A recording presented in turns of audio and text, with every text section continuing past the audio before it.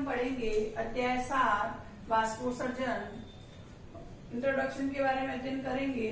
तो स्थलीय पादपों में क्या होता है, जड़ों के द्वारा मृदा से जल का अवशोषण होता है। तो इसमें से कुछ ही मात्रा जल की मात्रा क्या होती है, पौधे इनका उपयोग कर पाते हैं और अधिकांश भाग क्या होता है, जल का वायवीय भागों द्वारा क्या होता है, बाहर वातावरण में छोड़ दिया जाता है।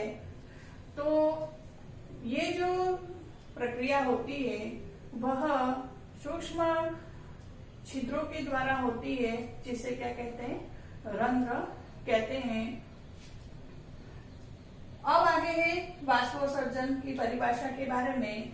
पौधे के वायवीय भागों के द्वारा जल का वाष्प के रूप में हानि होना क्या कहलाता है, वाष्पोत्सर्जन कहलाता है। वाष्पोत्सर्जन के प्रकार 3 प्रकार से होते हैं। पहला है रंध्रीय वाष्पोत्सर्जन, उपत्वची वाष्पोत्सर्जन और पात्ररंध्रीय वाष्पोत्सर्जन। रंध्रीय वाष्पोत्सर्जन में रंध्रों के द्वारा होता है पर्ण की सतह पर, और इसमें 50 से 97% रंध्रीय वाष्पोत्सर्जन होता है। दूसरा है उपत्वची वाष्पोत्सर्जन। इसमें क्या होता है, पर्ण की सतह पर क्या होता है, बाह्य त्वचा पर एक अकोशिकीय परत पाई जाती है और मरुद्वीय परत में परत क्या होती है, मोटी होती है, और कुछ में क्या होता है, क्यूटिकल आवरण पाया जाता है कुछ पादपों में। तो इस तरह से उपत्वचीय वाष्पोत्सर्जन होता है। यह 3 से 10% तक उपत्वचीय वाष्पोत्सर्जन होता है।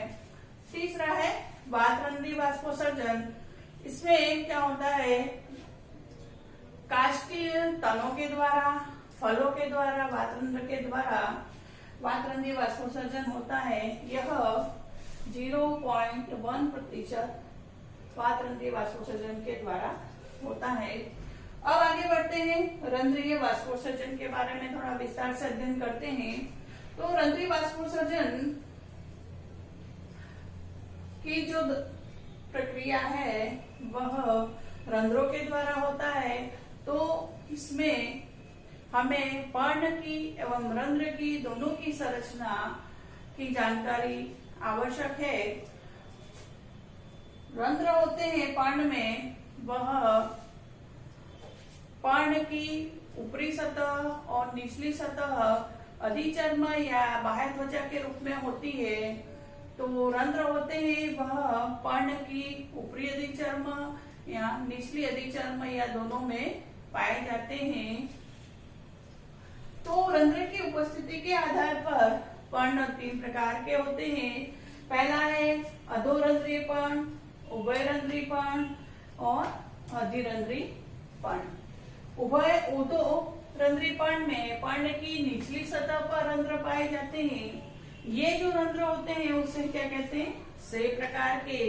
और एग्जाम्पल है सेब, संतरा एवं अधिकांशतः द्विबीजपत्री पर्ण में, अधोरंध्रीय पर्ण इस प्रकार में पाए जाते हैं। अब आगे है उभयरंध्रीय पर्ण। इसमें पर्ण की दोनों सतह पर रंध्र पाए जाते हैं और रंध्र होते हैं वो कैसे होते हैं, जई प्रकार के। एग्जाम्पल है जई, मक्का और अधिकांशतः एकबीजपत्री पर्ण में। अब आगे अधिरंध्रीय पर्ण। यह पर्ण में पर्ण की ऊपरी सतह पर रंध्र पाए जाते हैं, कुमुदनी प्रकार के होते हैं। एग्जाम्पल है वाटर लिली एवं अन्य उपलावी जलोद्भिद पादप की पर्ण में। अब आगे है रंध्र की संरचना।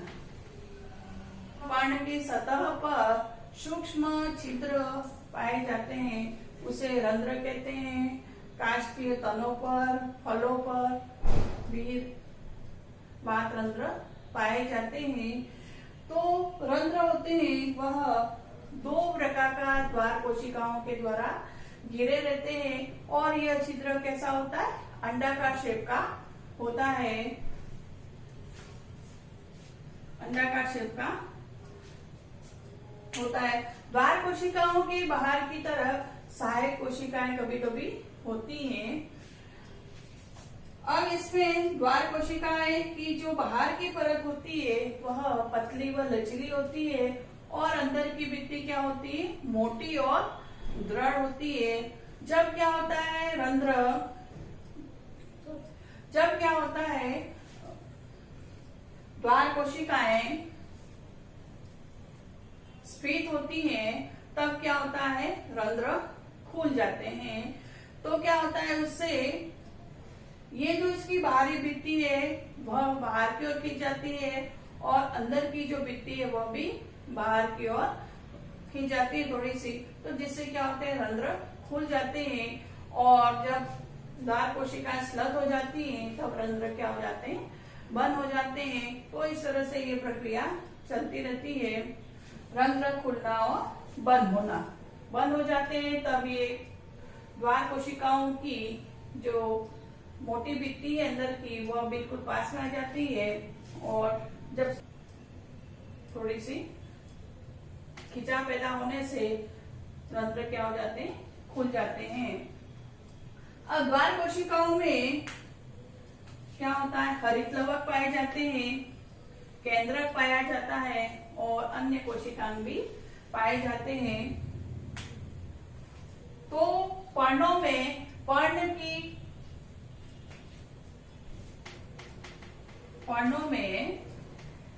रंध्र की संख्या कितनी होती है, 100 से 60,000 रंध्र प्रति वर्ग सेंटीमीटर पाए जाते हैं। पर्णों में पर्ण की सतह पर रंध्र की संख्या कितनी होती है, 100 से 60,000 रंध्र प्रति वर्ग सेंटीमीटर पर पाए जाते हैं। अब आगे बढ़ते हैं रंध्र गति की क्रियाविधि के बारे में समझेंगे। तो रंध्र के खुलने एवं बंद होने के प्रक्रम को क्या कहते हैं, रंध्र गति कहते हैं।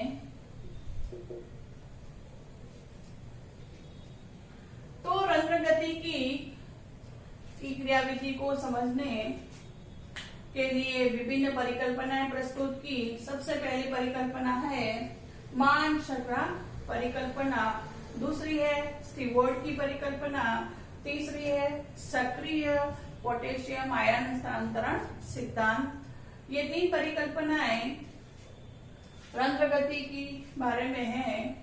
तो सबसे पहली परिकल्पना के बारे में पढ़ेंगे, मान श्रृंखला परिकल्पना। यह जो परिकल्पना है वह जेडे सायरे ने 1923 में प्रतिपादित की। जेडे सायरे के अनुसार क्या होता है, दिन के समय रक्षक कोशिकाओं में प्रकाश संश्लेषण अधिक होने से CO2 का उपयोग अधिक होता है, जिससे pH का मान क्या हो जाता है, बढ़ जाता है और रक्षक कोशिकाओं में फास्फोरिलेज एंजाइम क्या होता है, सक्रिय हो जाता है। सक्रिय होने से क्या होता है, अधिक pH पर मान क्या हो जाता है, ग्लूकोज में परिवर्तित हो जाता है, ग्लूकोज 1 फास्फेट में परिवर्तित हो जाता है।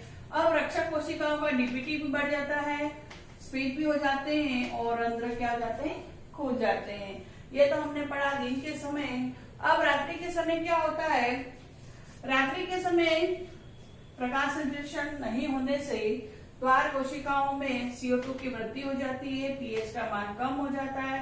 कम pH के मान होने पर क्या हो जाता है, ग्लूकोज 1 फास्फेट है वो वापस क्या हो जाता है, पानी में बदल जाता है, जिससे क्या हो जाता है, द्वार कोशिकाएं स्लत हो जाती हैं और रात्रि को रंध्र बंद हो जाते हैं। तो इस तरह से हमने मान श्रृंखला परिकल्पना के बारे में अध्ययन किया। आगे बढ़ते हैं स्टीवर्ट की परिकल्पना।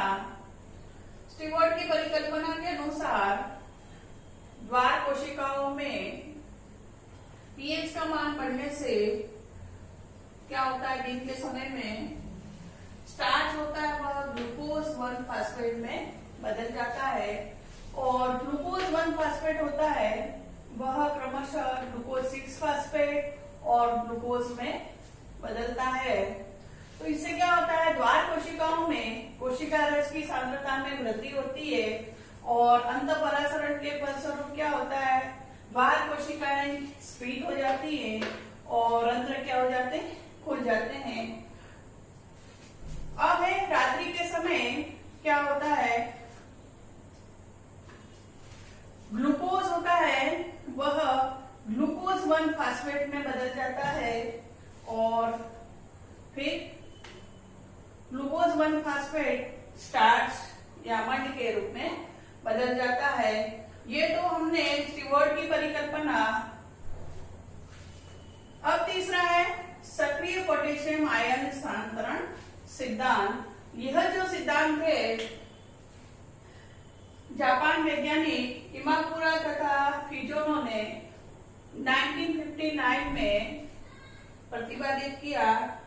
फिर बाद में 1974 में लेविट वैज्ञानिक ने इसको विस्तृत रूप दिया, और यह जो सिद्धांत है वह सर्वमान्य सिद्धांत है। इसमें क्या होता है,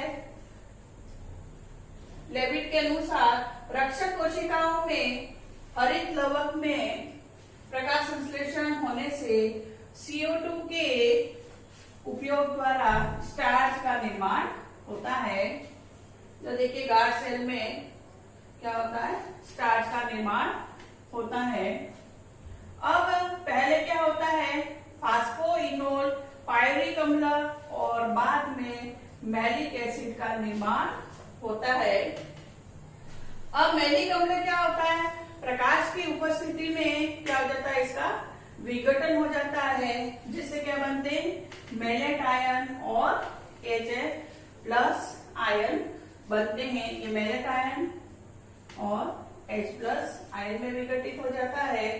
अब आगे क्या होता है, ये जो H+ आयन है वह क्या करते हैं, रक्षक कोशिकाओं से बाहर निकलकर क्या करते हैं, सहायक कोशिका या अधिचर्म कोशिका की ओर क्या करते हैं, गति करते हैं। अब वहां से फिर क्या होता है, यहां से जो H+ आयन है वह रक्षक कोशिकाओं की ओर क्या करते हैं, K+ आयन रक्षक कोशिकाओं के हरित लवक में उपस्थित मेलेट आयन की ओर क्या करते हैं, प्रवेश करते हैं, जिससे क्या होता है, K+ और मेलेट आयन मिलकर क्या बनाते हैं, पोटेशियम मेलेट बनाते हैं, और कोशिका रस या रिक्तिका में क्या करते हैं, प्रवेश करते हैं, जिससे क्या हो जाता है, OP बढ़ जाता है। OP बढ़ने से पास वाली जो कोशिकाएं होती हैं क्या होती है, द्वार कोशिकाओं में अंतःपरासरण होने लगता है, और द्वार कोशिकाएं फिर क्या हो जाती है, स्फीत हो जाती हैं, और TP बढ़ने से रंध्र खुल जाते हैं, स्टोमेटा ओपन हो जाता है। अब आगे बढ़ते हैं, सक्रिय पोटेशियम आयन स्थानांतरण सिद्धांत। दिन के समय वाला अध्ययन किया, अब रात्रि में क्या होता है इसके बारे में अध्ययन करेंगे।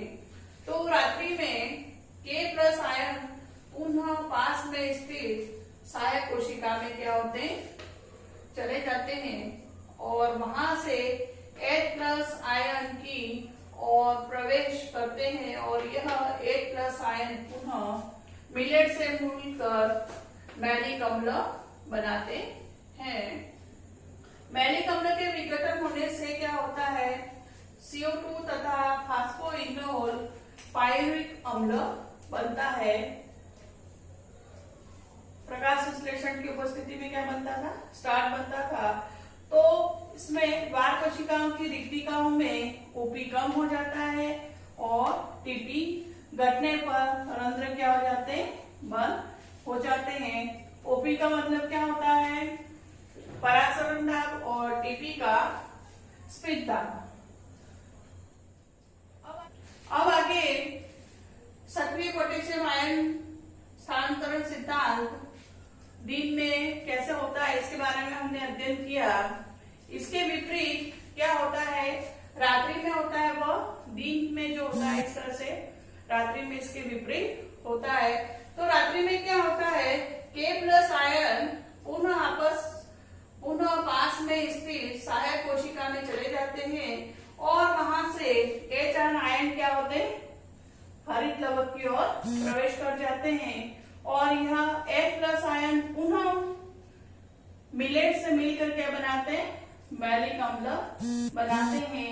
ये मैलिक अम्ल के विघटन से CO2 तथा फास्फोइनोल पायरिक अम्ल, इसे PEP कहते हैं, बनता है और फिर स्टार्च बनता है।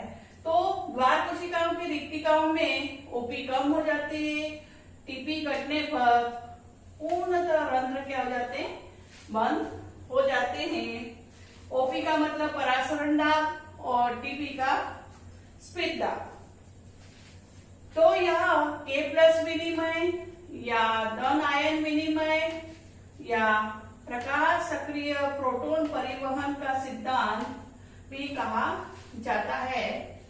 कार सेल नाइट में फोटोसिंथेसिस नहीं होता है, CO2 इंक्रीज हो जाती है, तो स्टार्च होता है, वह मैलिक एसिड K+ आयन होते हैं, वह क्या होते हैं? पास में स्थित कोशिका में चले जाते हैं और फिर क्या होता है? ओपी कम हो जाता है और टीपी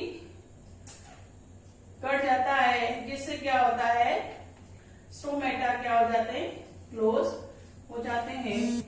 तो ये तो हमने रंध्र दिन के समय और रात के समय कैसे खुलते हैं और बंद होते हैं के बारे में अध्ययन किया। अब आगे है वाष्पोत्सर्जन को प्रभावित करने वाले कारक। दो प्रकार के होते हैं, बाह्य कारक और आंतरिक कारक। बाह्य कारक में पहला है प्रकाश, वायु, मृदा से प्राप्त जल की मात्रा, तापमान, वायुमंडलीय दाब और अंतिम है वायुमंडलीय आर्द्रता। तो एक एक करके विस्तार से अध्ययन करते हैं। सबसे पहला है प्रकाश। प्रकाश का जो होता है वह प्रकाश होता है अप्रत्यक्ष रूप से प्रभावित करता है। इसमें प्रकाश की उपस्थिति में क्या होता है? वाष्पोत्सर्जन की दर क्या होती है? अधिक होती है। दूसरा है वायु।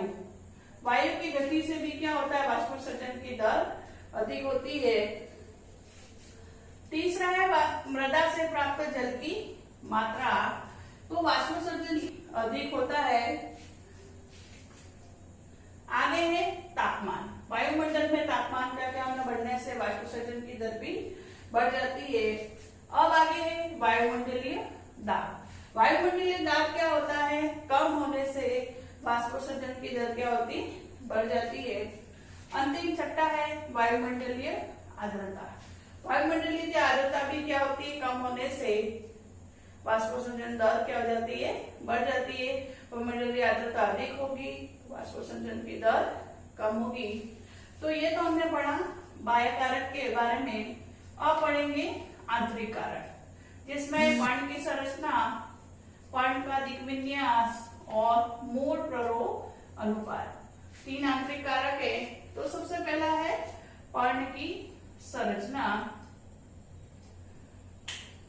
कण की संरचना में यदि इसमें रंध्र गहरे होंगे या क्यूटिकल का आवरण ऊपर होगा या मोटी परत होगी तो वाष्पोत्सर्जन दर क्या होगा? कम होगा। कण का दिक् विन्यास में सूर्य से आने वाली जो आपतित किरण होती है वह समकोण पर होगी तो क्या होगा? वाष्पोत्सर्जन दर अधिक होगा। और समांतर होगी सूर्य से आने वाली आपतित किरणें, तब क्या होगा? वाष्पोत्सर्जन दर कम होगा। अब है मूल प्ररोह अनुपात में वाष्पोत्सर्जन दर क्या होता है? अधिक होता है। तो इस तरह से हमने वाष्पोत्सर्जन को प्रभावित करने वाले बाह्य आंतरिक कारक के बारे में अध्ययन किया। अब आगे वाष्पोत्सर्जन का महत्व। वाष्पोत्सर्जन का जो महत्व है वह हानिकारक भी है और लाभदायक भी है। तो सबसे पहला है रसारोहण की क्रिया इसके द्वारा संपन्न होती है। दूसरा है वाष्पोत्सर्जन से जल का खनिज लवणों का अवशोषण भी क्या होता है? अधिक होता है। पादप शरीर में निश्चित ताप को बनाए रखने के लिए भी वाष्पोत्सर्जन आवश्यक है। फलों का मीठा होना भी क्या है? इसके लिए भी वाष्पोत्सर्जन आवश्यक है। और अनावश्यक जल का बाहर निकालना भी आवश्यक है। यह भी एक वाष्पोत्सर्जन के कारण ही होता है। और वाष्पोत्सर्जन से क्या होता है? यांत्रिक ऊतक का निर्माण होता है और जिससे क्या होता है? यह पादप में दृढ़ता उत्पन्न करता है। तो इस तरह से हमने सक्रिय पोटेशियम आयन सिद्धांत, स्थानांतरण सिद्धांत के बारे में अध्ययन किया और वाष्पोत्सर्जन को प्रभावित करने वाले कारक और वाष्पोत्सर्जन का महत्व के बारे में विस्तार से अध्ययन किया। अब आगे अध्ययन करते हैं बिंदु स्राव के बारे में। बिंदु स्राव किसे कहेंगे? पादप के अक्षतिग्रस्त भाग या पर्ण के किनारों से जल का छोटी छोटी बूंदों के रूप में बाहर स्रावित होना क्या कहलाता है? बिंदु स्राव कहलाता है। और इसकी जो खोज है वह डी बेरिन ने 1869 में की।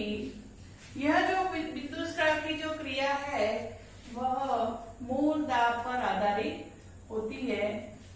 बिंदु स्राव की जो क्रिया होती है वह पर्ण के किनारों पर शिरिकाओं के अंतिम स्थान पर पाए जाने वाले विशेष रंध्रों के द्वारा होता है, जिसे रंध्र को हम जल रंध्र कहते हैं। यह रंध्र क्या होते हैं? जल रंध्र के शीर्ष पर पाए जाने वाले छिद्र को क्या कहते हैं? जल छिद्र कहते हैं।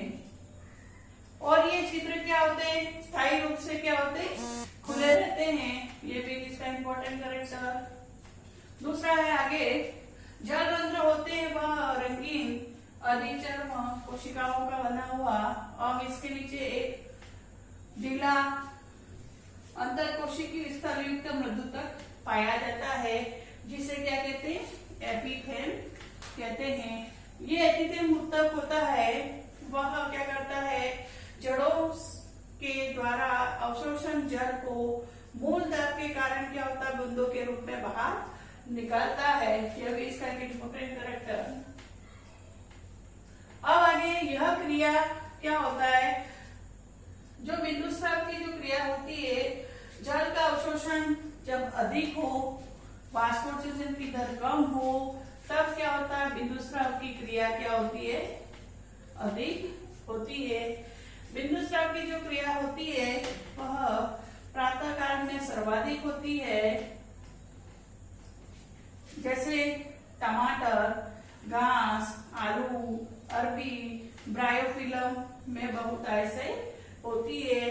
यह तो हमने बिंदु स्राव जल रंध्र के बारे में डायग्राम के द्वारा भी दे रखा है। ये रंध्र गुहा है, ये एपिथेल ऊतक है, ये वाहिनिकाएं हैं। तो इस तरह से बिंदु स्राव के बारे में अध्ययन किया। अब आगे है रसस्राव। रसस्राव क्या होता है इसके बारे में थोड़ा अध्ययन करते हैं। तो रसस्राव है पादप के क्षतिग्रस्त या कटे हुए भाग में से जल एवं रस का बाहर निकलना क्या कहलाता है? रसस्रावण कहलाता है। इसकी डेफिनेशन है यह मूल दाब के कारण जाइलम वाहिकाओं में उपस्थित रस होता है वह धनात्मक तनाव में रहता है। जब जाइलम वाहिकाएं कट जाती हैं या क्षतिग्रस्त हो जाती हैं तब क्या होता है? रस का रिसाव क्या होता है? बाहर की ओर होता है। ताड़ के वृक्ष में क्या होता है, एक दिन में वह 50 से अधिक लीटर रस क्या होता है, वह स्रावित करता है, जिसे क्या कहते हैं, ताड़ी कहते हैं। अब रबड़ के पौधे में भी क्या होता है, यह भी लेटेक्स के रूप में क्या होता है, बाहर निकालता है, तो उसे क्या कहते हैं, लेटेक्स कहते हैं। तो इस तरह से हमने बिंदु स्राव और रस स्राव के बारे में इसमें अध्ययन किया।